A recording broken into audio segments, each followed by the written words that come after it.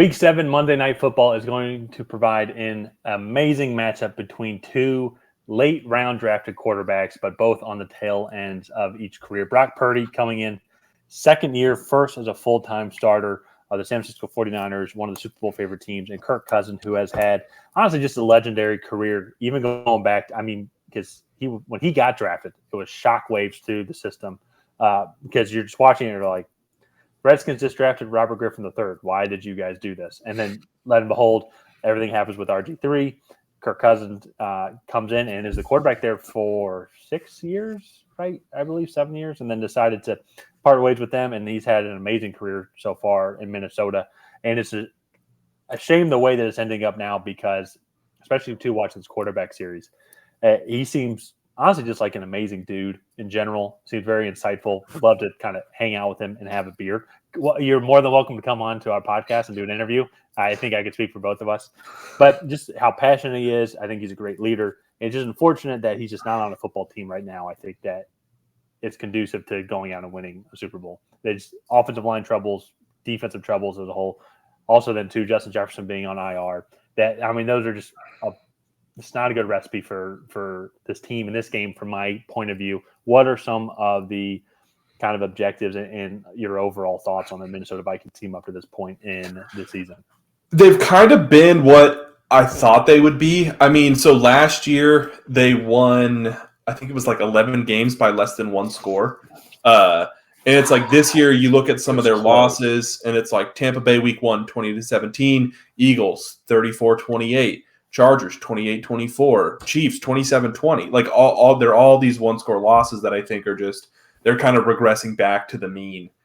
It's almost like they learned how to play a table game at the casino, and the first time they won a bunch of money. Yeah, and then now they're like, all right, well, let's go do it again, and they're just not. The house is winning this time, it seems. Yeah, and so like that for me is like we kind of expected them to regress back to the mean. Now, the on-field performance, I think, has been maybe a little bit below what we expected. I thought this offense would be a little bit more dynamic. Granted, they don't have Dalvin Cook. They're running primarily Alexander Mattison out there. Justin Jefferson missed, I think, last week and left the week before with a hamstring injury. So, that obviously doesn't help you at all. And so, for me, it's just a really interesting kind of predicament that they're in because they're playing similar to how they were last year. They're just now on the other side of these one-score losses. So, well, and that's the thing too. Even to your point on the 11 one-score games, a lot of those, they were the cardiac kids for a reason. Yeah. A lot of those were comeback victories, games they had no business winning, and yet teams gave them this win. And so it's almost like it set this level of expectations coming into the season, I think, for a lot of Vikings fans. But for us, and that's what we called it, where I don't think this team's really going to be that good. And then if you look at the schedule as well, it's a tougher schedule. And now then they're dealing with injuries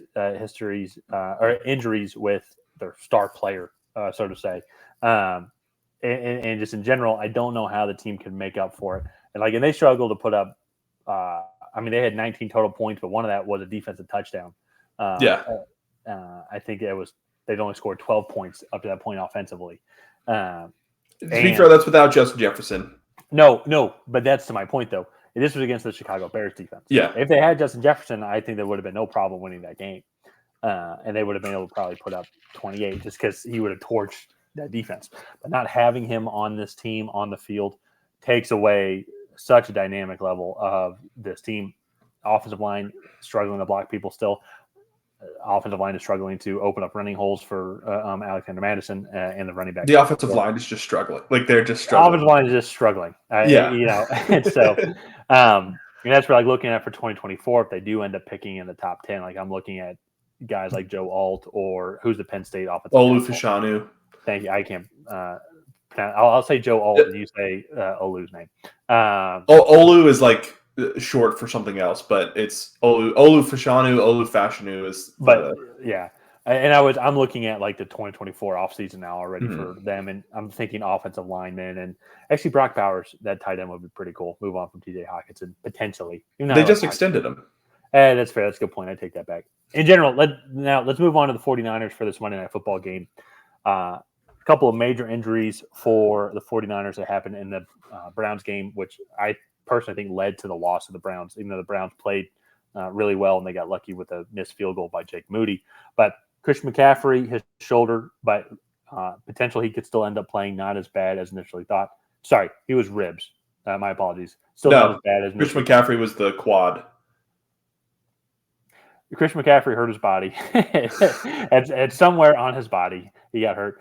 Deebo Samuel hurt his shoulder, but doesn't seem like it's nearly as bad. And same thing with Trent Williams as well. All are day to day, and I think that's something that's huge to watch. If this was like a Sunday 1:00 game, like having that extra 24 hours, I think could be crucial just for healing and getting that back into this game. But in general, though, just for long-term success of the season, something the 49ers definitely need to watch and make sure these guys are healthy. Because I think one thing that we did see with this 49ers team compared to some of the other contenders, I would say, for the Super Bowl is depth, just overall lack of depth.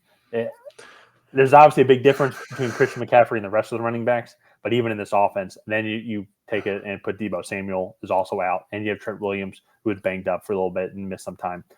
Those are just major players on this offense that are, when they're not there, it is really noticeable. I will give some pushback there, though, because those aren't just like their three best offensive players. Like, those are three of the best offensive players in the NFL at their position.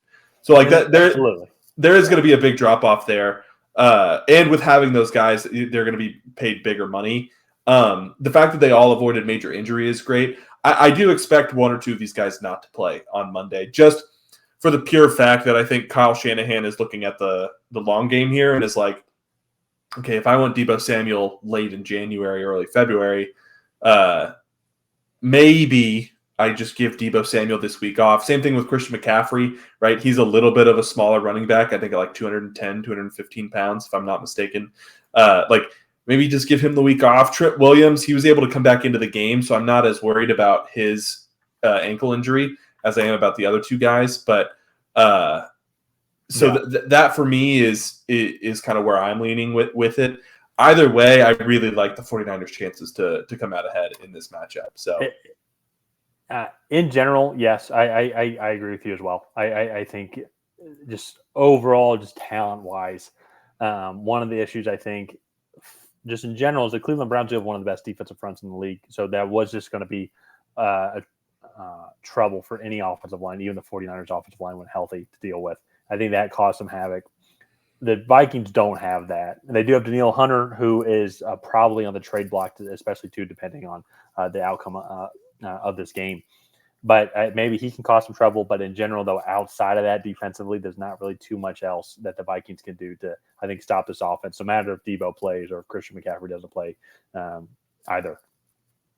Yeah. And then also, too, on the flip side, then, I mean, you've got Nick Bosa, then you got Fred Warner. I mean, you got such a good 49ers defense that and then not having Justin Jefferson, I think it's just going to be tough for – I feel like Kirk Cousins is still going to get a lot of passing yards, but they think they might be garbage time passing yards. I think they're going to get down again, and maybe they'll get some random touchdowns with Jordan Addison or TJ Hawkinson or KJ Osborne. But in general, though, I just don't see how they're going to be able to keep up with this team unless if somehow the injuries, the three players that we mentioned earlier for the 49ers, don't play and this offense does stall out.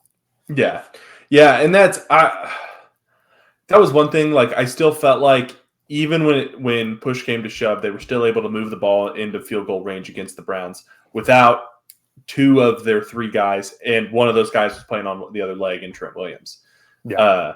And so for me, like, even if it's just Trent Williams, I still like their chances to be able to move the ball without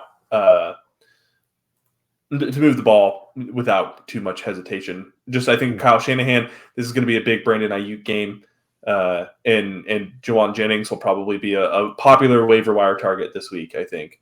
So in fantasy football. So if we haven't already, my official prediction is going to be the 49ers. I don't know if you've said it. It's probably the 49ers. If my prediction is the 49ers, if you haven't been able to infer that already. Okay. I'm picking the 49ers. Okay. But let's go ahead and wrap this video up here. If you guys have not already, please go ahead and like and subscribe. Leave a comment down below on who you think is going to come out ahead in this matchup. Is it going to be the San Francisco 49ers? Is it going to be the Minnesota Vikings? And other than that, we will see you guys next time.